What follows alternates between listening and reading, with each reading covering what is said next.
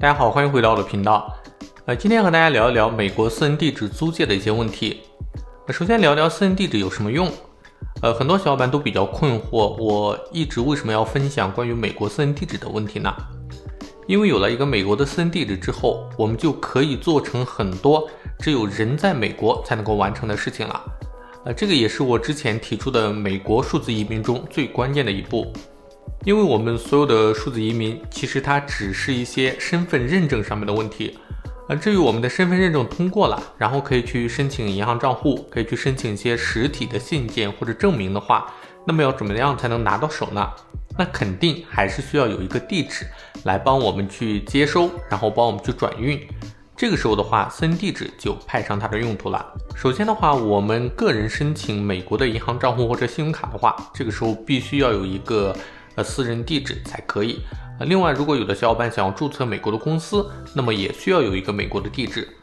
其次的话，如果说在海淘的时候经常会遇到砍单的问题，那么大部分原因都是因为收货地址是一个商业的转运地址。如果说我们有一个美国的私人地址来接收海淘的包裹的话，那么肯定是不会被砍单的。那么私人地址这么好的话，我们要如何去申请一个美国的私人地址呢？其实我之前已经做过很多教程向大家去分享。目前最推荐的私人地址服务商是 Anthem Mailbox， 它的话在全美所有的州都会有自己的私人地址服务点，目前可以说是在美国做的最大的一个私人地址服务商了。强烈推荐有相关需求的小伙伴可以看一下他们家的服务，大家可以直接点击视频下面的链接跳转到官网去了解，也可以点击视频右上角观看我之前的一个申请的教程。通过我教程的话都是100%可以申请通过的。下面向大家分享一下关于申请地址方面的一些问题。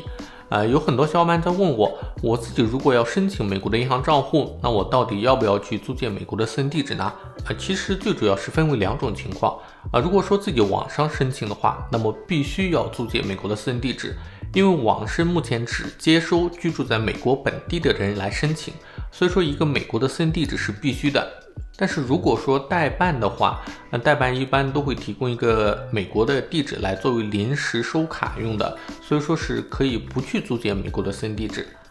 下一个问题是，如果我租借了美国的地址，我只是想申请一下银行账户或者说美国的信用卡，那么我要租借多久呢？我可不可以说银行卡申请下来之后，这个地址我就不租了呢？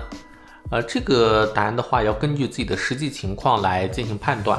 如果说自己只是开完银行账户或者开完信用卡之后，然后收到银行卡之后，这个短期内不会再使用这个地址，那么我们也可以只租1个月或者2个月的时间，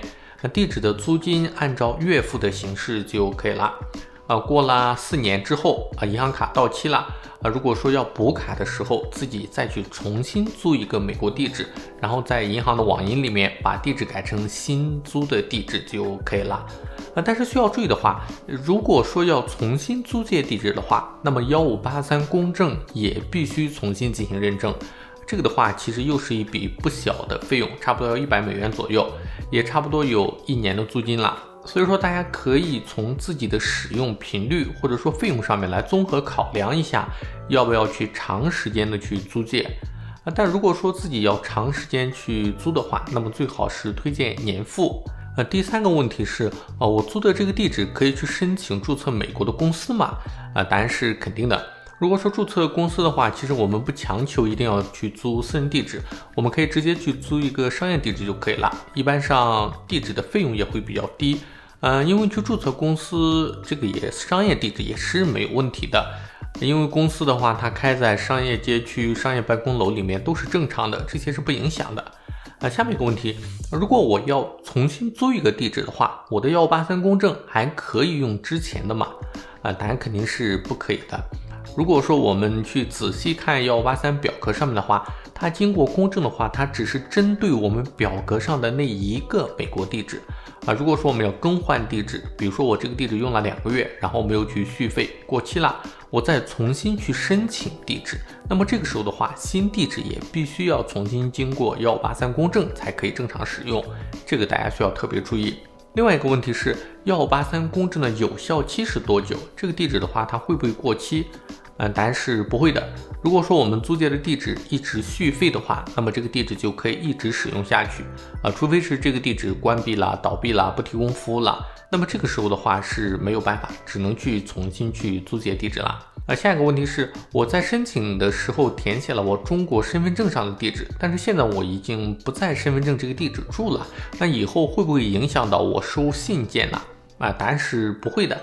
我们在开户时候填写的身份证件上的地址，它只是用作身份认证，和我们之后转运是没有任何关系的。我们在地址申请成功之后，可以把信件转运到全球的任何一个地方，当然中国也是可以正常去接收的，所以说这一点大家完全不用担心。另外一点就是我提交了扫描或者转运的申请，但是很久都没有收到回复，要怎么办呢？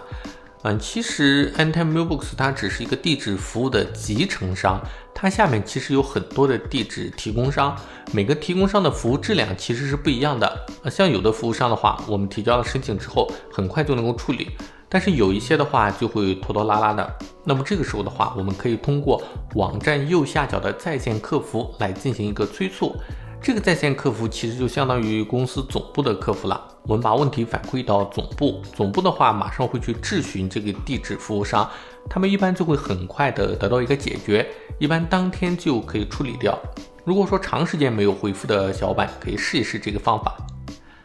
另外有小伙伴会问，如果我要转运的话，选哪个快递公司比较好呢？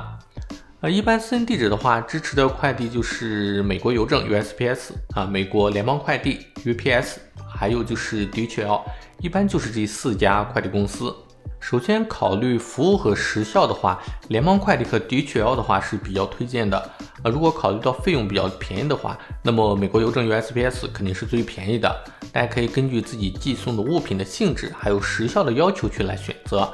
如果说寄送信件，比如说银行的账单或者银行卡这种，它本身就是用信封装就可以了。这个时候的话，我们就可以选择商业快递公司。那么如果说同时有好几封信要一起寄的话，就可以合并发货，这样的话就可以平摊运费。一次的话大概运费是在$100左右，平摊的话平均一封信可能也就$20-30，这个费用还是比较低的。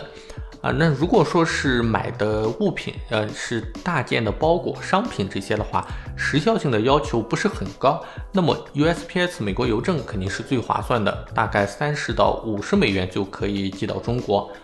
另外的话，在寄送的时候我们转运了，要如何去查询物流信息呢？一般的话，商业快递公司的话，地址服务商都会把单号上传给我们，然后我们直接到对应的快递商的官网去查物流追踪就可以了。美国邮政 USPS 的话比较特殊，它在美国境内的话是可以通过 USPS 进行查询的，但是这个商品到了中国之后 ，USPS 的更新速度还有精度就不是很高了，所以说这个时候我们可以到中国邮政 EMS 的官网去输入运单号来进行查询，也可以查到这个地址的物流轨迹的。因为 USPS 和中国邮政 EMS 它全都是邮政联盟的一个成员，所以说他们的运单号都是可以在对方的系统里面来相互去查询的。那有的小伙伴会问我可以用私人地址来做海淘吗？答案是肯定的。私人地址在使用方面它是没有任何的限制，但是海淘的话其实并不是很建议，主要是因为私人地址转运一般走的是商业快递公司，它的运费会比较贵。海淘的话最好建议大家还是直接去注册一个商业转运仓就可以了。除非有一种情况，那就是海淘那个商店对于地址的要求比较严格，